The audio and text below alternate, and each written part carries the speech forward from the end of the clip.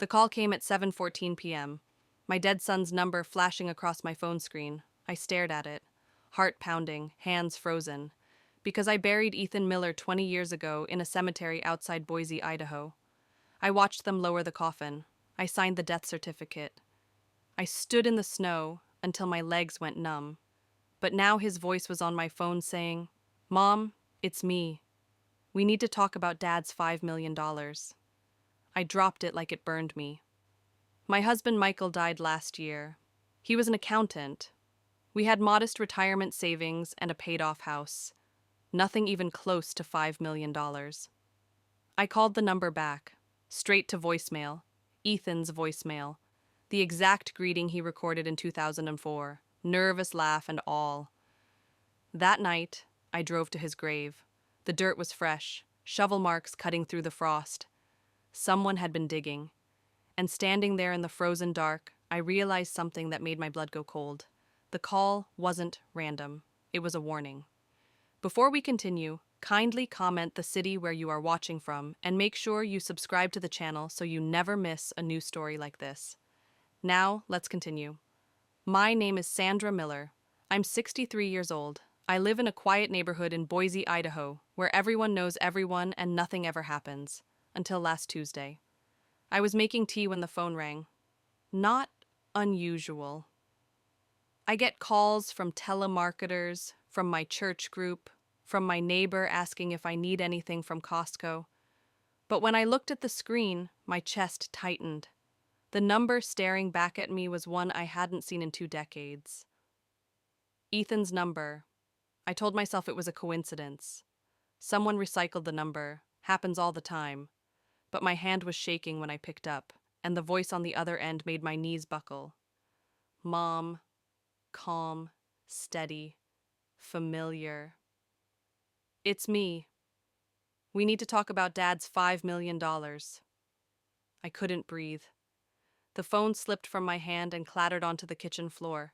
I could still hear the voice coming through the speaker, distant and tinny, saying something else I couldn't make out. Because that voice belonged to my son who died in a car crash outside Salt Lake City when he was 17 years old. I remember every detail of that night. The phone call from the state trooper, the drive to the hospital, the way the fluorescent lights made everything look too bright and too cold. They let me see him one last time before they covered him with a sheet. His face was pale, peaceful, gone. I planned his funeral myself. I chose the casket. I picked out the suit he'd wear. I stood in the snow at Julia Davis Park Cemetery and watched them lower him into the ground. And I felt something inside me break that never healed. For 20 years, I lived with that loss. I kept his room exactly the way he left it. I made his favorite chocolate chip pancakes every year on his birthday and ate them alone. I talked to him. Sometimes when I was driving or doing dishes, like he could still hear me. But now someone was calling me with his voice, using his exact cadence. His way of saying "Mom" with that slight hesitation, like he wasn't sure if I'd be mad at him. I picked the phone up off the floor. My hands were trembling so badly I could barely hold it. I called the number back. It rang once. Then silence. Then his voicemail kicked in. "Hey, it's Ethan. Leave a message and I'll hit you back." The same greeting he'd recorded when he was 16. The same nervous laugh at the end. The same slight crack in his voice because he hated how he sounded on recordings. I sat down on the kitchen floor and cried until I couldn't breathe. Michael, my husband, had died last year from a heart attack. We'd been married for 41 years. He was an accountant at a small firm downtown. We had a comfortable life, retirement savings, a paid-off mortgage. But $5 million? That was insane. Michael never mentioned anything like that. So where did the money come from? And why was someone using my dead son's voice to tell me about it? I didn't sleep that night. I sat at the kitchen table, staring at my phone, waiting for it to ring again. It never did. By 3 in the morning, I couldn't take it anymore. I grabbed my coat and keys and drove to the cemetery. The roads were empty. The air was freezing. When I pulled up to the gates, everything was still and silent. I walked to Ethan's grave with a flashlight, my breath fogging in the cold. And that's when I saw it. The dirt around his headstone was disturbed, fresh, dark. Someone had been digging. I knelt in the frost, staring at the ground that was supposed to have been untouched for 20 years. The dirt was dark and loose, fresh, like someone had been here hours ago, not decades. My flashlight beam swept across the headstone. Ethan Michael Miller, 1987-2004, beloved son. The same inscription I'd chosen myself, the same polished granite I visited every month, but the earth around it looked wrong. There were shovel marks, clean cuts in the frozen grass, and no footprints, not a single one. Just disturbed soil and the eerie silence of a cemetery at 3 a.m. I touched the dirt with my bare hand. It was cold, damp, real. "Ethan," I whispered, "are you alive?" The words felt insane coming out of my mouth, but so did everything else that had happened in the last 6 hours. I stood up, scanning the area with my flashlight. The other graves nearby were undisturbed. The trees beyond the fence swayed in the wind. Nothing moved. No one was watching. But I felt exposed, like someone had been here recently and might still be close. I pulled out my phone and took pictures. The dirt, the shovel marks, the headstone, evidence of something I didn't understand yet. Then I called the cemetery office. It rang 4 times before going to voicemail. Of course, it was the middle of the night. I left a shaky message asking them to call me back immediately about a possible disturbance at my son's grave, but I knew they wouldn't have answers, not the ones I needed. I drove home in a daze. The roads were empty except for a few delivery trucks heading toward the highway. Boise was still asleep, but I felt like I was trapped in some kind of waking nightmare. When I got back to my kitchen, I made coffee. I didn't drink and sat staring at my phone. The voicemail was still there. I played it again. "Hey, it's Ethan. Leave a message and I'll hit you back." I closed my eyes and tried to remember the last conversation I'd had with him before he died. We'd argued about something stupid. Curfew, maybe, or his grades. I couldn't even remember now. But I remembered being frustrated with him. And then 2 days later, he was gone. I never got to say I was sorry. I never got to tell him I loved him one more time. For 20 years, I carried that guilt. And now, someone was using his voice to talk about money I didn't know existed. By 6 a.m, I'd made a decision. I needed to talk to Robert Hayes. Robert had been Michael's law partner for 30 years. They'd worked together at Hayes and Miller, accounting in downtown Boise. After Michael died, Robert handled the estate. He knew everything about our finances, every account, every investment, every asset. If there was $5 million hidden somewhere, Robert would know. I called his office at 8 sharp. His secretary answered on the second ring. I told her it was urgent. She put me through. "Sandra," Robert's voice was warm but cautious. "Is everything okay?" "No," I said. "I need to see you. Today. It's about Michael." There was a pause. "What about Michael?" "I can't explain over the phone. Can you meet me at your office in an hour?" Another pause. Longer this time. "Sandra, if this is about the estate, everything's been settled.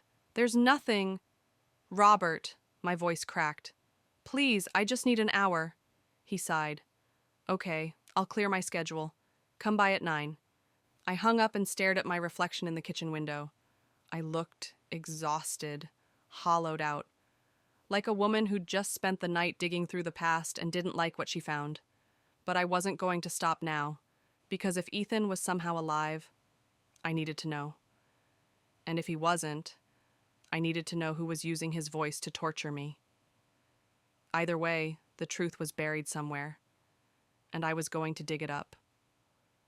Robert's office was on the third floor of a brick building on Main Street. I'd been there a dozen times over the years. Christmas parties, retirement celebrations, the meeting after Michael's funeral where Robert walked me through paperwork I barely understood. But today felt different. Today, I was walking in with questions I wasn't sure I wanted answered. Robert met me at the door. He was in his late 60s, gray hair neatly combed, wearing the same kind of conservative suit Michael used to wear, but his smile didn't reach his eyes. "Sandra." He gestured toward his office. "Come in." I sat down across from his desk. The room smelled like old books and coffee. There were framed diplomas on the wall, photos of Robert with his grandkids. Everything normal and professional. But Robert wasn't looking at me. He was staring at his hands. "I got a phone call yesterday," I said. "From Ethan's old number." His head snapped up. "What?" "Someone called me using my son's voice. They said I needed to talk to them about Michael's $5 million. I leaned forward. "Robert, where did $5 million come from?" He went pale. Actually pale. Like all the blood had drained from his face. "Sandra, I don't..." He stopped, swallowed, started again. "I think you should talk to the police." "I'm talking to you," I said. "You handled Michael's estate. You know every account we had, so tell me the truth. Did Michael have $5 million hidden somewhere?" Robert stood up and walked to the window. His hands were shaking. I could see sweat forming on the back of his neck. "Robert." "Yes." The word came out like a confession. "Yes, he did." The room tilted. I gripped the armrests of my chair. "What?" He turned around and I saw something in his face I'd never seen before. Fear. "Michael set up a trust years ago. A private trust. He never told you about it because..." He stopped, rubbed his face. "Because it wasn't meant for you." "Then who was it for?" Robert walked back to his desk and opened a locked drawer. He pulled out a manila folder and set it in front of me. His hands were still shaking. "I'm violating attorney-client privilege by showing you this," he said quietly. "But given the circumstances, I think you have a right to know." I opened the folder. Inside were legal documents. Dense paragraphs of text I didn't understand. But at the top of the first page, I saw a name that made my heart stop. Beneficiary, Ethan Michael Miller. Alive. I stared at the words, read them again. "This doesn't make sense," I whispered. "Ethan died 20 years ago." "I know," Robert's voice was barely audible. "But that's what the trust says. And Sandra..." He paused. "It was accessed last week." The room went silent. "What do you mean accessed?" "Someone withdrew the full amount. $5 million. The withdrawal was authorized with all the proper documentation, the right account numbers, the right security codes." "But that's impossible. Ethan's dead. Who would..." "I don't know." Robert sat down heavily. "But whoever it was had access to information only Michael would have known, and they used Ethan's name to claim it." I felt sick, physically sick. Michael had hidden $5 million in a trust for our dead son. And now someone had taken it. "Why would Michael do this?" My voice cracked. "Why would he hide this from me?" Robert looked at me with something like pity. "I asked him that once, years ago. He said it was insurance." "Insurance for what?" "He never told me." Robert leaned back in his chair. "But Sandra, there's something else you need to know. Michael didn't earn that money from the firm. The accounts don't match. I've been going over the records since he died, and I can't figure out where it came from. The implication hung in the air between us. My husband had $5 million he didn't earn, hidden in a trust for a son who had been dead for 2 decades. And now someone was calling me, using Ethan's voice, claiming the money. "I want to see the withdrawal paperwork," I said. Robert hesitated. "Sandra, show me." He pulled another file from the drawer and slid it across the desk. I opened it with trembling hands. And there, at the bottom of the withdrawal form, was a signature I would have recognized anywhere. Ethan's signature. Perfect.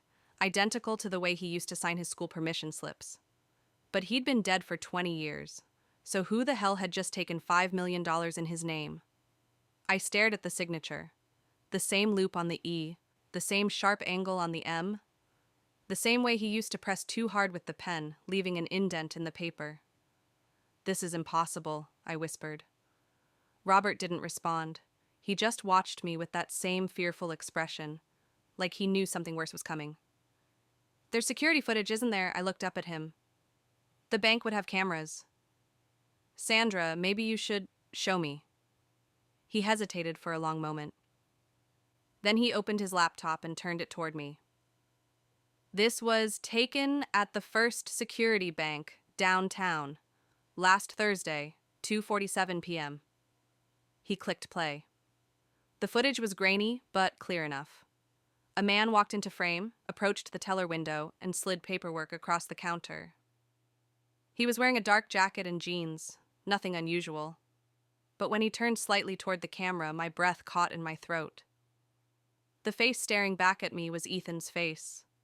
Not 17-year-old Ethan. Not the boy I buried. But a man in his 30s with the same dark hair, the same jawline, the same way of holding his shoulders slightly hunched, like he'd always been self-conscious about his height. "Oh my God," I whispered. Robert paused the video. "I know. That's him. That's my son." My voice was shaking. "But he's older. I couldn't finish the sentence. "I don't know what to tell you, Sandra. I've looked at this footage 100 times. Whoever that man is, he looks exactly like Ethan would look if he'd lived." I leaned closer to the screen, studying every detail. The way he moved, the slight tilt of his head when he listened to the teller, even the way he tapped his fingers on the counter while he waited. It was Ethan. I knew my own son. But that was impossible. I'd identified his body myself 20 years ago. I'd signed the death certificate. I'd watched them close the coffin. "Who is he?" I asked. "If Ethan's dead, who is that man?" Robert closed the laptop. "I don't know. But Sandra, I think you need to be very careful here." "Careful?" I stood up. "Someone is using my dead son's identity to steal money my husband hid from me." "I'm way past careful." "Listen to me." Robert's voice dropped. "Michael was involved in something. I don't know what. But in the last year before he died, he was paranoid. He kept asking me about offshore accounts, untraceable transactions, legal ways to hide assets. Why didn't you tell me this?" "Because I thought it was just Michael being Michael. He was always worried about taxes, about audits." Robert stood and walked around the desk. "But now, with this trust and that man and the phone call you got, Sandra, I think Michael was hiding from something, or someone." A chill ran down my spine. "What are you saying?"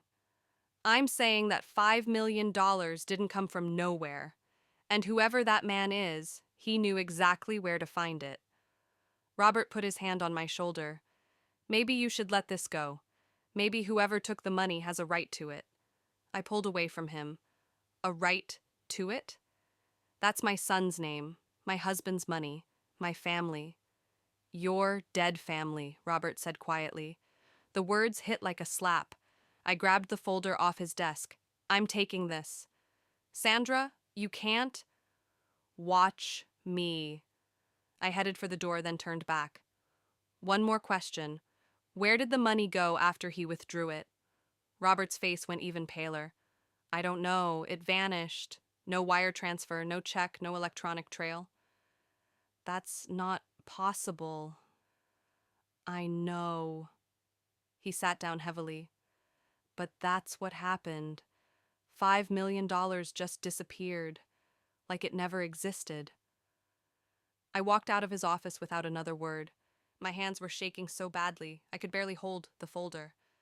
But as I stepped into the bright October sunlight on Main Street, one thing became crystal clear.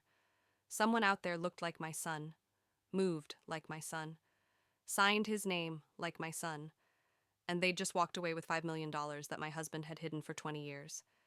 The question wasn't just who they were anymore. The question was what Michael had done to make this all necessary. I spent 2 days going through every document in that folder. Bank statements, legal filings, transfer records that made no sense. And then I found something that changed everything. A name scribbled in the margin of one page.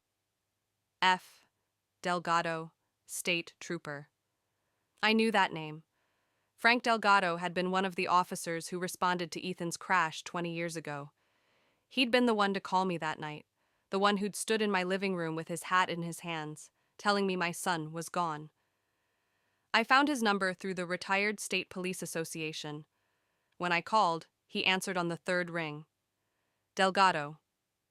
Mr. Delgado, my name is Sandra Miller. You responded to my son's accident in 2004. Ethan Miller. There was a long silence. Mrs. Miller. His voice was rough, older. I was wondering when you'd call. My heart started pounding. What does that mean? It means I've been carrying something for 20 years. And if someone's calling you about money, then it's time you knew the truth. He paused. Can you meet me? Today? An hour later, I was sitting across from Frank Delgado in a diner off Interstate 84. He looked older than I remembered. Gray hair, deep lines around his eyes, the kind of face that's seen too much. He ordered coffee he didn't drink. I waited. Your son didn't die in that crash, he said finally. The words didn't register at first. What? Ethan. He survived. Delgado stared at his hands. There were 2 vehicles involved that night. Your son's car and another one belonging to a fugitive named Caleb Rourke. Rourke had a teenage passenger with him. Both vehicles went off the road near Salt Lake City. I don't understand. The bodies were burned, badly. He looked up at me. When we recovered them, we made an identification based on the vehicle registration and the wallet we found. We assumed the teenager in Ethan's car was Ethan. My hands started shaking. But it wasn't. No, his voice dropped. It was Rourke's passenger, a kid named Tyler Moss, 17 years old, runaway, no family looking for him. And Ethan? Ethan was found 100 yards away, injured, confused, but alive. Delgado's jaw tightened. He was taken to the hospital under observation, and that's when your husband showed up. I couldn't breathe. Michael arrived before you did. Before anyone could tell him what happened, and he did something I've regretted every day since. What did he do? He paid me. Delgado's voice cracked. $50,000 in cash to falsify the death report. To put Tyler Moss's name on the Jane Doe report and list Ethan as deceased. The diner seemed to tilt around me. Why would he do that? Because Ethan had seen something he wasn't supposed to see.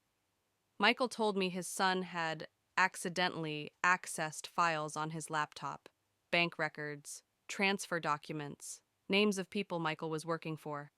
Working for? I whispered. Michael wasn't just an accountant, Mrs. Miller. He was laundering money. Lots of it. For some very dangerous people. I thought I might be sick. My husband. My quiet, careful husband who did taxes and watched the evening news and never broke the speed limit. The crash happened the same night Ethan found those files, Delgado continued. Michael believed whoever caused the collision was after Ethan. Maybe they were, maybe they weren't. But Michael was terrified. So he hid him. The words came out flat, numb. Yes. He paid me to falsify the report. Paid the hospital to keep quiet. And he placed Ethan in an unofficial witness protection arrangement. Off the books. Funded with money from his illegal accounts. Where? Montana, small town, new identity. Delgado finally met my eyes. Ethan grew up thinking you knew everything. Michael told him you'd agreed to the arrangement, that it was the only way to keep him safe. Tears were streaming down my face. He thought I abandoned him. I'm sorry. Delgado's voice broke. I'm so sorry. I thought I was protecting a kid. I didn't realize Michael was protecting himself. What do you mean? Michael wasn't hiding Ethan from criminals. He was hiding him because Ethan knew too much. If Ethan came forward, if anyone started asking questions, the whole operation would have collapsed. I stood up. My legs felt weak. My son has been alive for 20 years, and I buried someone else's child. Delgado nodded. Tyler Moss. I found his mother 3 years ago and told her the truth. She deserved to know where her son was. Does Ethan know? My voice was barely a whisper. Does he know what Michael did? He found out last week. Delgado's face was grim. The trust Michael set up had a release clause. When Ethan turned 37, the money unlocked, and with it, all the documentation, everything. So Ethan knew. He knew his father had lied, hidden him, let his mother mourn him for 2 decades, and now he was coming back, not for a reunion, for answers. I drove home in a fog. Frank Delgado's words kept repeating in my head like a broken record. Ethan grew up thinking you knew everything. My son had spent 20 years believing I'd agreed to hide him, that I'd chosen his safety over seeing his face, that I'd let him go. When I got home, I went straight to his room. I hadn't changed it since 2004. The same posters on the walls, the same books on the shelf, the same basketball trophy from his sophomore year sitting on the dresser. I'd kept it like a shrine, but now it felt like a lie. I sat on his bed and pulled out the folder Delgado had given me before I left the diner. Inside were copies of documents he'd kept all these years, proof of what Michael had done. There were hospital records from the night of the crash, Ethan's real records, not the falsified ones. He'd had a concussion, broken ribs, lacerations on his arms and face. But he'd survived. There were bank transfers, $50,000 to Delgado, another $100,000 to a doctor in Salt Lake City. Payments to people who helped Michael erase my son from existence. And then there were letters. Letters Michael had written to Ethan over the years. Letters Ethan had kept. Delgado had gotten copies after Ethan contacted him last week. I opened the first one with shaking hands. Son, I know this is hard, but your mother and I agreed this was the only way to keep you safe. She loves you. We both do. This won't be forever. My vision blurred. Michael had lied to him, made Ethan think I was part of the plan. The next letter was dated 2 years later. Your mother asks about you every day. She's doing well. She understands why you can't come home yet. Just a little longer, son. I pressed my hand over my mouth to keep from screaming. Every letter was the same.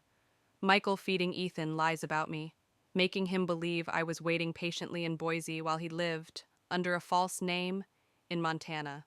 According to Delgado, Ethan had been placed with a retired federal marshal named Tom Whitaker in a town called Shelby, just south of the Canadian border. He'd gone to high school there, graduated, went to community college, got a job at a hardware store. He'd lived a normal life, except nothing about it was real. His name wasn't Ethan Miller anymore. His birth certificate was fake.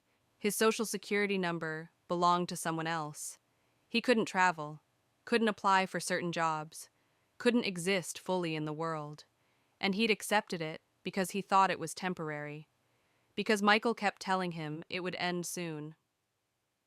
But it never did. Michael kept Ethan hidden for 20 years, not because criminals were after him, but because Ethan knew about the money laundering, about the illegal accounts, about the people Michael worked for. Ethan wasn't being protected. He was being silenced. I found a photo in the folder, a surveillance picture taken last year in Shelby. A man in his 30s walking down a snow-covered street, dark jacket, jeans, hands in his pockets. It was Ethan. Older. Weathered. But unmistakably my son. and he looked so alone. I wondered what he'd thought about all those years. Did he resent me for keeping him away? Did he understand why I never visited, never called, never wrote? Of course he didn't, because I hadn't known. I'd been mourning a son who was alive. The cruelest part was the timing. Michael had died last year, just months before the trust unlocked, just months before Ethan would have learned the truth anyway. Had Michael planned it that way? Had he known he was dying and decided to let the secret die with him? I'd never know. But Ethan knew now. He'd opened that trust last week and found everything. The real story of the crash, the falsified death report, the letters Michael had written, the lies he'd told. And Ethan had realized something that must have shattered him completely. His father hadn't saved him. His father had stolen his life. I thought about the phone call, the calm voice saying, "Mom, it's me." Not angry, not accusatory, just factual. He'd called to tell me about the money, but also to let me know he was coming back. Because after 20 years of living a lie, he wanted answers only I could give. He wanted to know if I'd really agreed to abandon him, or if I'd been Michael's victim too. I folded the letters and put them back in the folder. Then I walked to the window and looked out at the street where Ethan used to ride his bike, where he used to shoot hoops with the neighbor kids, where he used to be my son. And I made a decision. When Ethan came home, I would tell him the truth. All of it. Even the parts that would hurt. Because he deserved to know that I never stopped loving him, that I never stopped mourning him, that I would have crossed the world to bring him home if I'd known he was alive. The second call came 3 days later. This time, I was ready. "Hello, Ethan." There was a pause, then his voice, clearer now. I know everything." I sat down at the kitchen table. "I spoke to Frank Delgado. I saw the letters. I know what your father did." Another pause. "Then you know I'm not calling for a reunion." The words stung, but I understood Why are you calling? "Because you need to know what's coming." His voice was calm. Too calm. "Dad didn't just hide me, Mom. He stole my entire life, and I'm making sure everyone who helped him pays for it." My chest tightened. "What do you mean?" "The $5 million wasn't for me. It was hush money. Dad set it up so I'd take it and disappear. Start over somewhere else. Keep quiet about what I knew." "But you didn't." "No." I heard something hard in his voice. Something that hadn't been there when he was 17. "I used it to hire investigators, lawyers, forensic accountants, people who could trace every dollar Dad ever touched." I closed my eyes. "Ethan." "I found them all, Mom. The partners he laundered money for, the associates who covered for him, the trooper who buried Tyler Moss in my place, the doctor who falsified my medical records, every single person who knew I was alive and said nothing." "What did you do?" "I gave everything to the FBI." The room went silent. "The arrests started 2 days ago," he continued. "Delgado turned himself in. 3 of Dad's former clients were indicted for money laundering and racketeering. The hospital administrator who took Dad's money is being investigated for fraud." I couldn't speak. My son had dismantled an entire criminal network. "Why didn't you just take the money and leave?" I finally asked. "Why come back?" "Because I needed you to know the truth." His voice softened slightly. "I needed you to know I didn't run away, that I didn't choose this." Tears burned my eyes. "I never thought you did. Dad made me believe you agreed, that you thought hiding me was the right thing."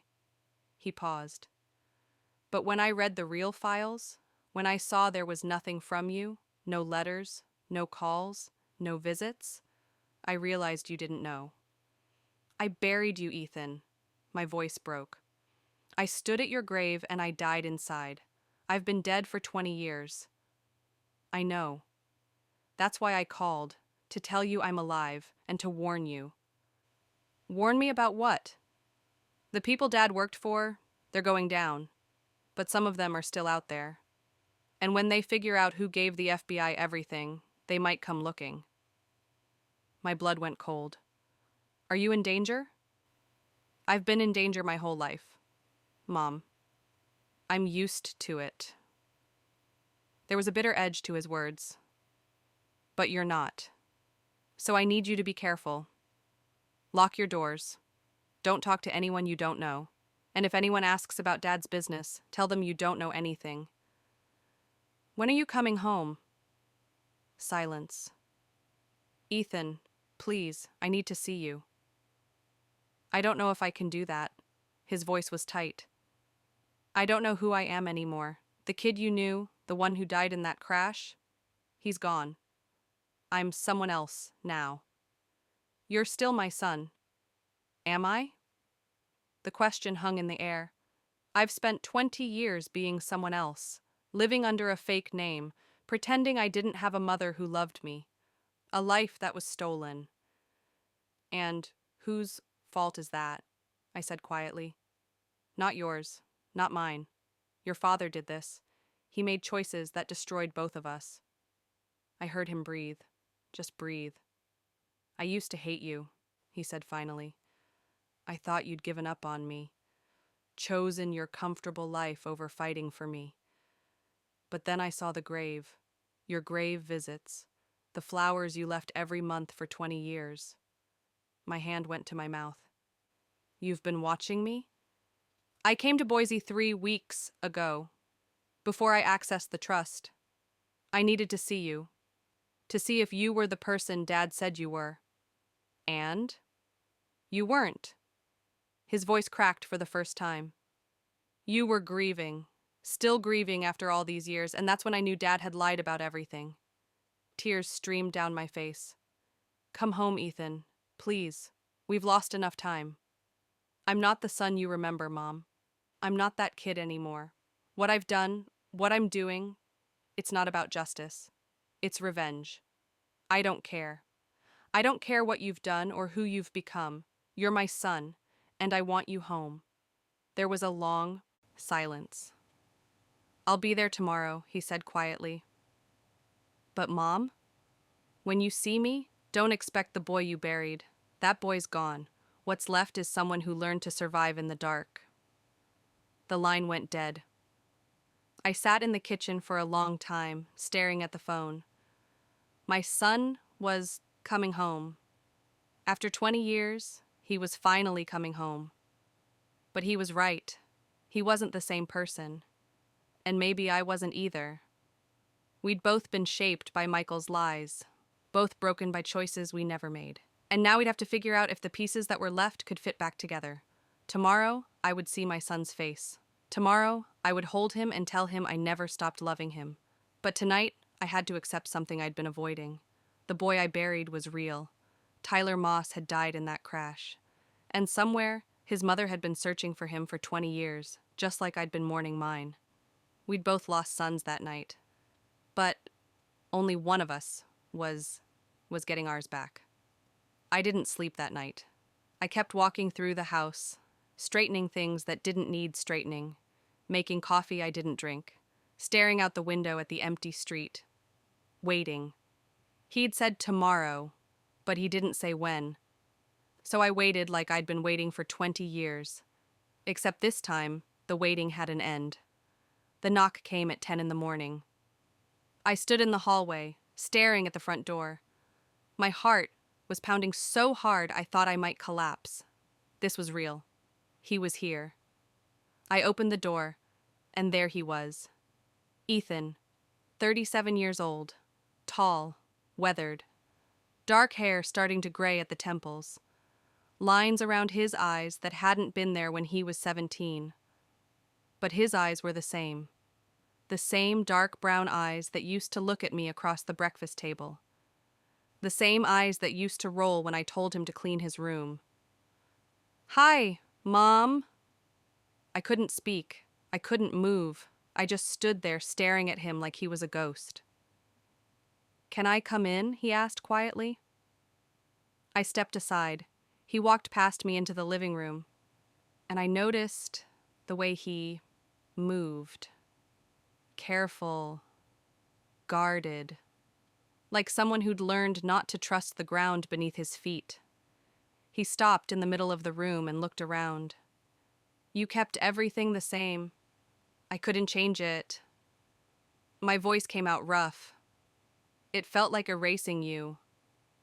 He nodded slowly, then he turned to face me, and I saw something break in his expression. "I'm sorry," he whispered. "I'm so sorry." I crossed the room and wrapped my arms around him. He stiffened at first, like he'd forgotten what it felt like to be held. Then his arms came up around me, and I felt him shake. We stood there for a long time. My son. My living, breathing son. "I thought you were dead," I whispered into his shoulder. "I thought I'd lost you forever." "You did lose me." His voice was muffled. "The person I was, that kid, he died in that crash. What came back is someone else." I pulled back and looked at him. "You're still Ethan. You're still mine." "Am I?" He wiped his eyes. "I don't even know who I am anymore. I've spent half my life being someone else, lying about where I came from, who my family was. Then we'll figure it out together." I took his hand. "We have time now." He looked down at our joined hands. "I did something, Mom. Something I can't take back." "The FBI investigation." "Yeah," he met my eyes. "I destroyed Dad's legacy. Everything he built. Everyone he worked with is going to prison." "Good." The word came out harder than I intended. "Your father stole 20 years from us. He doesn't deserve a legacy." Ethan's expression shifted. "You're not angry?" "At you?" "No." I squeezed his hand. "At Michael?" "Yes. Every day. But you did what you had to do. You fought back. That takes courage." "It doesn't feel like courage. It feels like revenge." "Maybe it's both." I led him to the couch. "Maybe that's okay." We sat down, and for the first time in 20 years, my son was beside me. Real, solid, alive. "Frank Delgado told me about Tyler Moss," I said quietly. "The boy who died in your place." Ethan's jaw tightened. "I found his mother. Her name is Carol. She lives in Nevada." "Did you tell her?" "Delgado did, 3 years ago." He stared at his hands. "She came to the cemetery, to the grave with my name on it. She left flowers." My throat tightened. She deserved to know where her son was. So did you. We sat in silence for a moment. Then Ethan reached into his jacket and pulled out an envelope.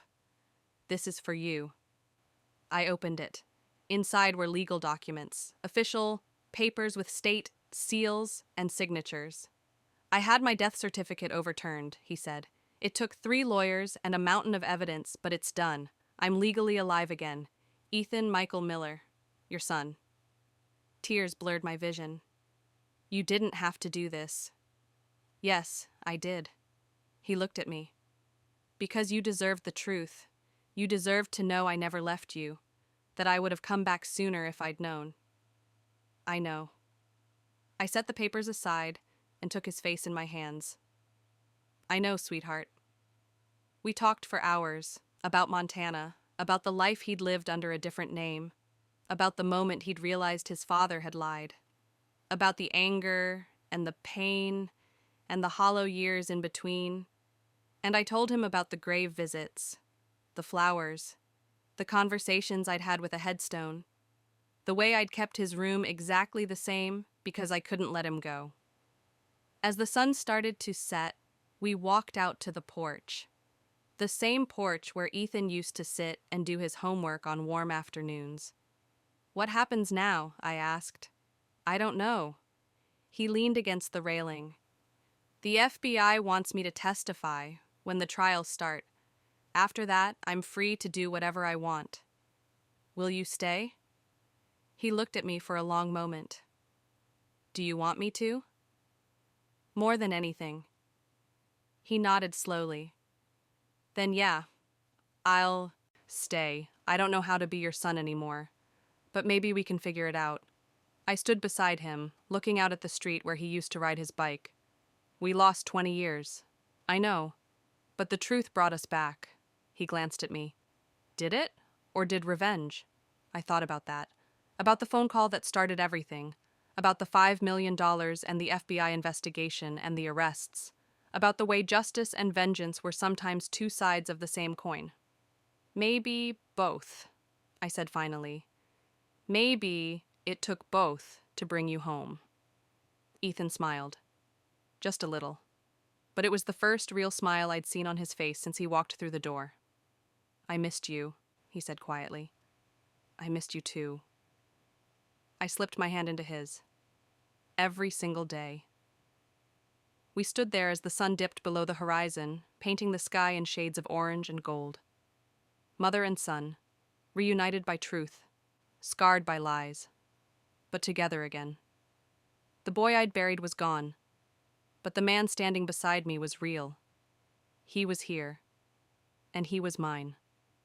20 years of grief, 20 years of questions. And in the end, the answer had been hiding in plain sight all along. My son never died. He just got lost. And now, finally, he'd found his way home.